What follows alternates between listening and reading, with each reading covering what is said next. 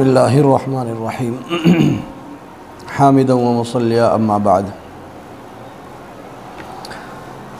عزیز طلباء اور جامعہ ہادہ کے جملہ اساتذہ کرام،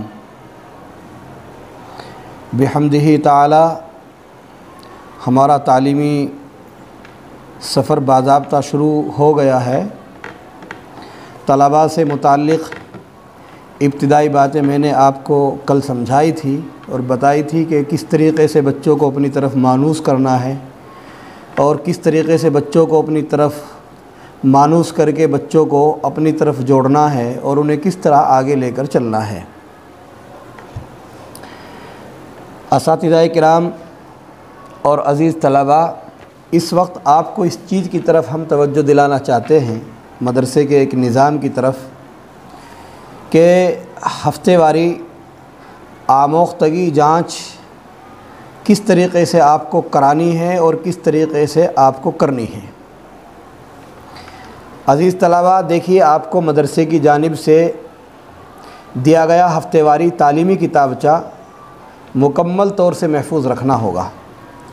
جو کتابچہ آپ کو دیا گیا ہے، جس میں آپ کا خوراکی فیس کا نظام بھی ہے، تعطیلی نظام بھی ہے، ماہانہ تعلیمی نظام بھی ہے، ہفتے واری آموختگی کا نظام بھی ہے، اور اسی طریقے سے امانت کا لین دین کا مسئلہ بھی اس میں جڑا ہوا ہے۔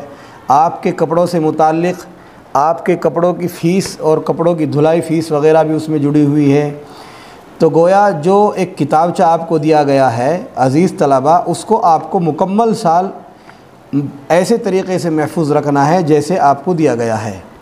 غائب یا بوسیدہ ہو جانے کی صورت میں یقیناً آپ کسی نہ کسی سزا کے حقدار بھی ہوگے، اور پھر 100 روپے جرمانہ لے کر کے آپ کو وہ کتابچہ دوسرا دیا جائے گا۔ دوسری بات، حفظ کے 10 پارے ہونے تک ہفتے واری مکمل پاروں کی جانچ دینی ہوگی۔ نیز جانچ کے معیار اور شرائط کے مطابق نقشے کے خانوں میں صحیح اور غلط کی نشاندہی کی جائے گی۔ زیادہ کمزور ذہن کے طلباء البتہ اس قید سے مستثنیٰ کر دیے جائیں گے، اور وہ اساتذہ کی ثوابدید کے اوپر رہے گا۔ یعنی جن طلباء کو اساتذہ ایسے کمزور سمجھیں گے کہ وہ 10 پاروں کی مکمل جانچ نہیں کرا سکتے، تو وہ کتنے پاروں کی جانچ ان سے لیں گے، وہ اساتذہ کرام کی ثوابدید کے اوپر موقوف رہے گا۔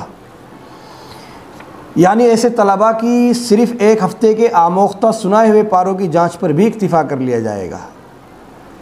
حفظ کے 10 پاروں سے زائد ہونے کی صورت میں صرف ایک ہفتے میں نکلے ہوئے پاروں کی ہی جانچ لی جائے گی۔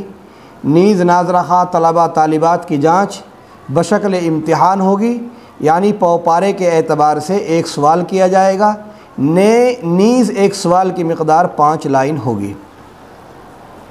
یعنی ہم آپ کو یہ بتانا چاہتے ہیں کہ جو ناظرہ کے طلباء ہے، کوئی بچہ الف لام میم کا پارہ پڑھ رہا ہے، کوئی سیقول کا پڑھ رہا ہے، کوئی تل کا پڑھ رہا ہے، اور اس کا پونا پارہ ہو رہا ہے یا آدھا ہو رہا ہے، تو پاؤ پارے کے اعتبار سے سوال کیا جائے گا۔ ایک پاؤ پارے میں سے ایک سوال، ایک پاؤ پارے میں سے ایک سوال، ایک پاؤ پارے میں سے ایک سوال، اور 5 لائن صرف پڑھوائی جائے گی۔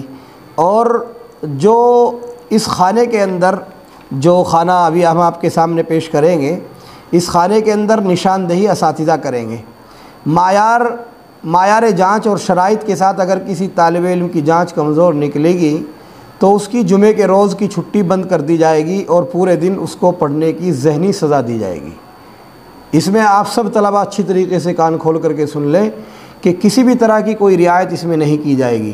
جمعرات کی شام میں جانچ ہوتی ہے، پرچیاں جن بچوں کی بن کر کے میرے پاس میں آئے گی تو ان بچوں کو جمعے کے دن پورے دن پڑھنا ہوگا، اور انہیں مکمل طریقے سے ان پاروں کو پر محنت کرنی ہوگی جن پاروں کا اس نے امتحان دیا ہے۔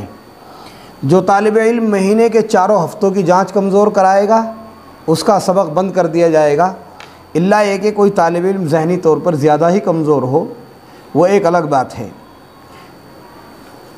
جانچ کے لیے کسی بھی درجے میں کسی بھی استاد کو بٹھایا جائے گا، پہلے سے اس کی کوئی بھی ترتیب متعین نہیں ہوگی۔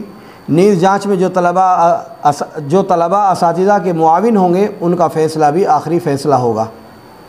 یعنی طلباء کی طلباء کی ترتیب بھی اساتذہ کرام والی ترتیب رہے گی۔ جو بڑے طلباء ہوں گے، ذہین طلباء ہوں گے، جو فارسی عربی کے طلباء ہوں گے، انہیں مدد کے طور پر استاذوں کے پاس میں بٹھایا جاتا ہے، اور وہ استاذ نگراں کی حیثیت سے اپنے سے متعلق جو طلباء ان کو دیے گئے ہیں، وہ کس طالب علم کی جانچ کس طالب علم کے پاس میں کرائے، اپنے برابر میں بٹھا کر کے، وہ انہی کے فیصلے پر موقوف ہوگا۔ ہر ایک پارے سے ایک سوال کیا جائے گا جس کی مقدار کم از کم 1 صفحہ ہوگی۔